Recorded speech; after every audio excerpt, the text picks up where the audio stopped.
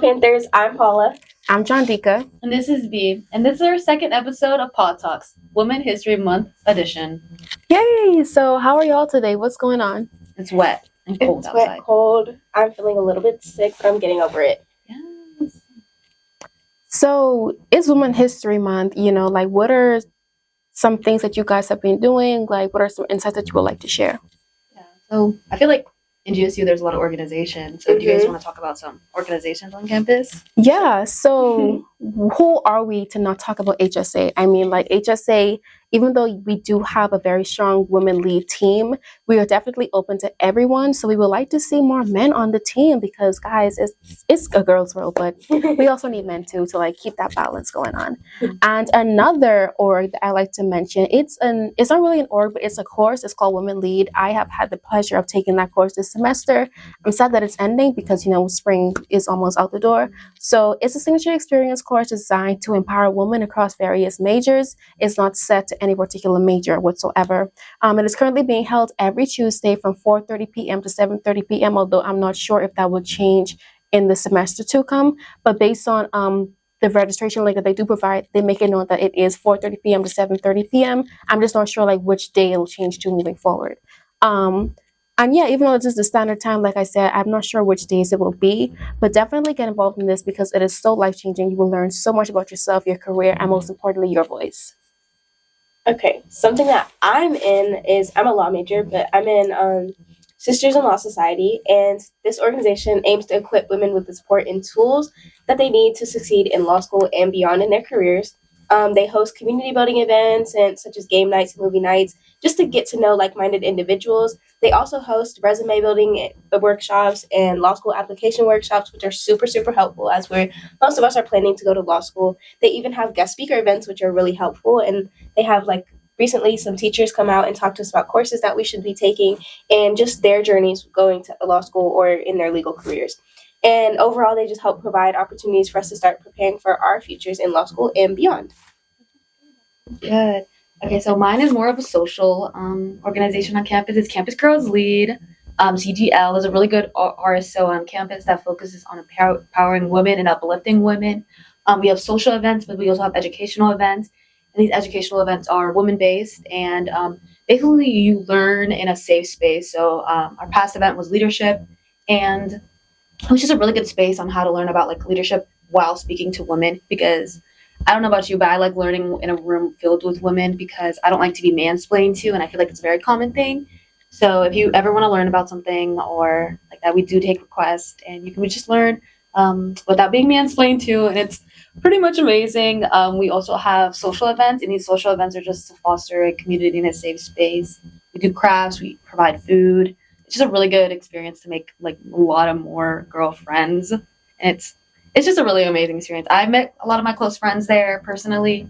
But yeah, if you ever want to have more, if you want to see more about these events, you can follow us at Girls Lead GSU. Yeah. And then honestly, there's so many events. There's so many women led organizations or organizations for women on campus. But let's talk more about what's going outside of GSU. What are some women-owned businesses that you guys like to spotlight on? Yeah, so I'm actually going to highlight two which are on campus. I think this is really perfect for our girlies who do not have transportation to get to the outside women-owned or businesses. So the first one is Zen Hair Den. To all the girlies looking to get their hair done, Zen Hair Den is an Atlanta-based hairstylist located right here on campus. Her targeted audience are mainly college students, although she's pretty much open to everyone as long as you can get there. That's fine. I've been rocking with her for 2 years, and she has never disappoints.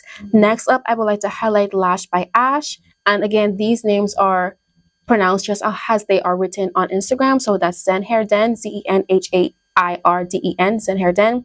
Next up, we have Lash by Ash, LashedByash. Lash by Ash is another Atlanta-based women-owned business, also targeting college students, mainly GSU, although again, she is open to everyone. She provides lash services of any length and style, and also GSU students receive $5 off each lash set. Cool. I'm a foodie, and I'm always open to trying new restaurants, and Slutty Vegan is a Black women-owned vegan burger restaurant not too far away from campus. It's located over in Old Fourth Ward and in It's Okay. located over in Old Fourth Ward, on Edgewood Avenue, and go check it out. I highly recommend. So the business that I want to promote is the Cheeky Teacup. Oh my goodness! So they're in Atlanta, premier Mhm. like teacup tea party. Like they throw those themed events that are so cute. Yeah, they're just way too cute. Like the manager is way too nice. They're always on time. They're very punctual. Someone catered them for this event that I went to that I'll talk about it a little bit later. But I'm telling you, their food was way too good, and they had like to-go boxes, and we could just take them, and it was so nice. Like everything was just so fancy. They had teacups and like little teas, and I felt like I never seen Bridgerton, but I feel like it was given Bridgerton, and it was given like I should have wear like a fancy ball gown dress. But it was so nice, and I'm telling you, if you have like any events, any like fancier events, please consider giving them their business and things like that. It's the Cheeky Teacup. It's a really really good business, and it's ran by like a wonderful woman. She was so attentive, and yeah. And it's not that expensive, surprisingly. But yeah, I'll definitely look into seeing if I can get that for my organization, another organization I have. But yeah. And so yeah, so these are some of the businesses we decided to spotlight. But let's get more personal. So, what are some women that in your life that have inspired you? A woman in my life that inspires me is my mother. I'm most inspired by her work ethic and determination. She never gives up and always puts her best effort forward, no matter what she's doing. She taught me so many things, including the importance of hard work, determination, compassion, and just never losing sight of what's most important in life. That's so sweet, Paula. A woman in my life that inspires me is my friend Felina. She has taught me so much in the little time that we have known each other. And guys, that is the beautiful thing of college. It's just like meeting people that you would least expect to be your friend, and then just like being inseparable ever since. So in the little time that we have known each other, I'm a junior and she's a sophomore. She has just taught me so much, and you would think it would be the other way around, but again, you would never least expect people to be your friends, like what they bring or contribute to your life. So emotionally, I don't know where I would be with her because she always gives the best advice. And besides that, she's a great person overall, and anyone would be lucky to have her in her life. Yes, I love Felina. Oh my goodness. Yeah, so sweet. No, too sweet, too sweet. So the woman that I want to spotlight is my BFF, Linda Hernandez. Linda is an RA at North and on the e-board for Alpha, which is, I don't know the acronym, but it's the Latin Business Club. Basically, it's the business club for Latin students and Latinx students. But yeah, Linda has like the best superpower ever. She caters this superpower to do anything and get her way and just be so kind. Then that superpower is kindness. This girl is the kindest person ever. She has the ability to connect with anyone and everyone. She will truly wrap you into a conversation for 10 minutes, and she will do it. And she will do it the second after she meets you. She can just talk to anyone, connect with anyone, and be just this ball of energy. But yeah, she connects. She has about, I think, 50 residents. And I'm telling you, she knows everything about their lives. They're willing to talk to her about anything, everything. And I feel like that's what an RA needs to be. Also an amazing friend. Linda, like me, is a Hispanic first generation Mexican American. So we're like the first people in our family to go to college or have higher education in any ways. We're initially the first people to like actually graduate high school. Well, at least I am. Well, it's just very nice. We not only relate to each other, we just help each other. It's great. Like even like filling out FAFSA or explaining our parents like what are we doing in our college career or just things like that. We help each other find scholarships or events that will help us in the future. But yeah, I really love Linda. She encourages me to do everything I want to do in college career. But yeah, I really like hearing all y'all stuff. Thank That's you. sweet. Yeah. So, personal stuff over. What is y'all's fun thing that you guys did for Women History Month to celebrate Women History Month? So I actually started kind of early on last month, and an event that I attended was actually hosted by a school of hospitality. So, which some of you may or may not know, I am a hospitality major, and so I'm pretty much involved in anything hospitality, from food and beverage, which is the culinary side, hotel and lodging, events and exhibitions. And so the school of hospitality hosted a panel with 4 amazing women. One of them is actually a hospitality law professor here on campus. Her name, and I'm sorry if I'm butchering it, is Miss Adola Sukun. Okay, I'm not gonna go too far, but yeah. So we highlighted 4 amazing women. We have Denisha Smith from McDonald's. We have Devonia Reeves from the Vaughn Group. Catherine Jefferson from a consulting company, and again the professor that we highlighted. And it was just like so nice to just see that, you know, especially in my field, like when you look at hotels, a lot of our like higher up persons are males. You don't really see a lot of women.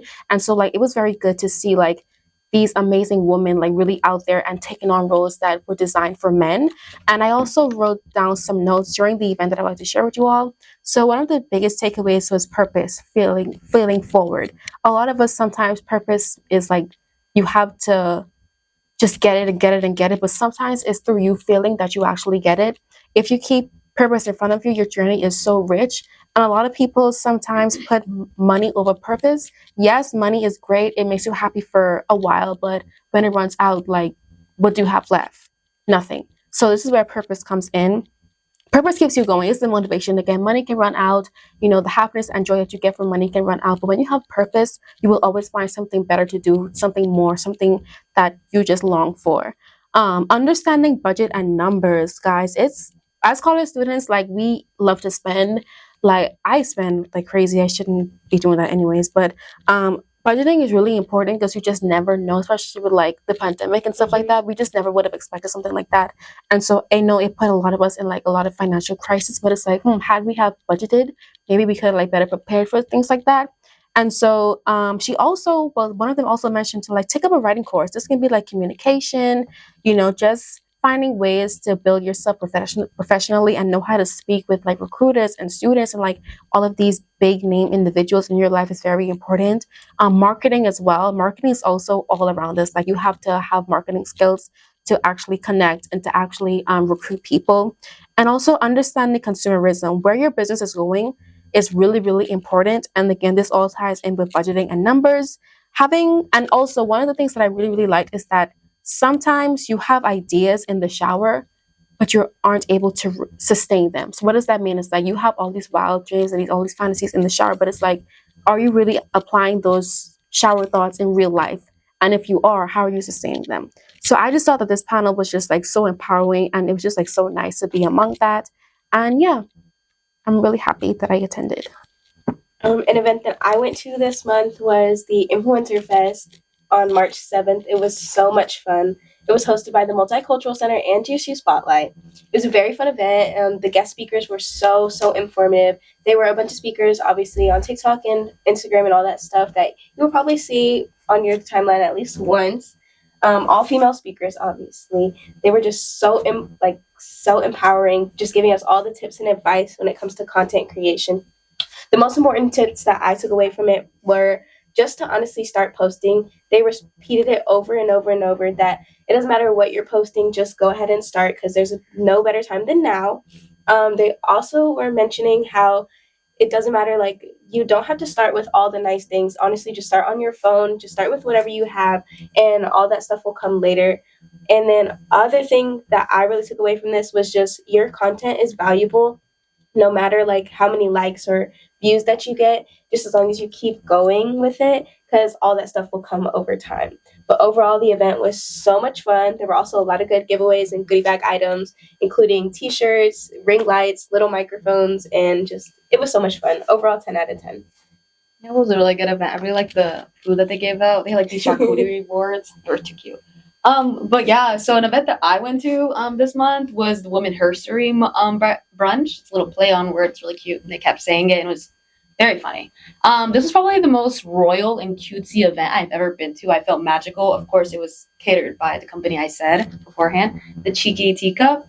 But yeah, so this event had like participants sitting in like tables, and there was like these little cute little China cups and China teacups and like China like things. It was so fancy. I like literally loved it. But yeah, we were like surrounded by a bunch of women, and we were just talking, and it was like a really good experience and things like that. And then the keynote speaker started, and the keynote speaker was the First Lady, Dr. Bridget Blake. And the way that she talks is just so fun because like right, she sounds like so studious. She She's so it. nice. She Yeah. is nice. She's nice and she's on it.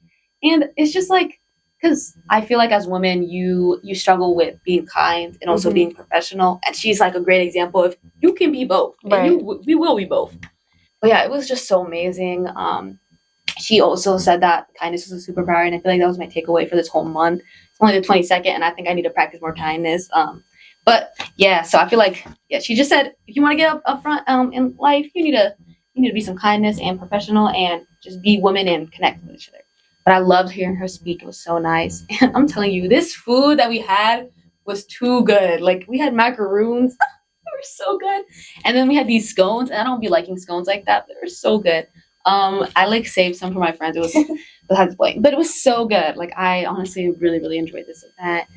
It was in partnership with a bunch of organizations. Like, okay, let me name some of them. So the Multicultural Center hosted it, and then the Office of Black Student Achievement, the Latinx Student Services and Outreach. But yeah, they all of them came together and they did this. Then yeah, but I really want to thank Chrisania McCall.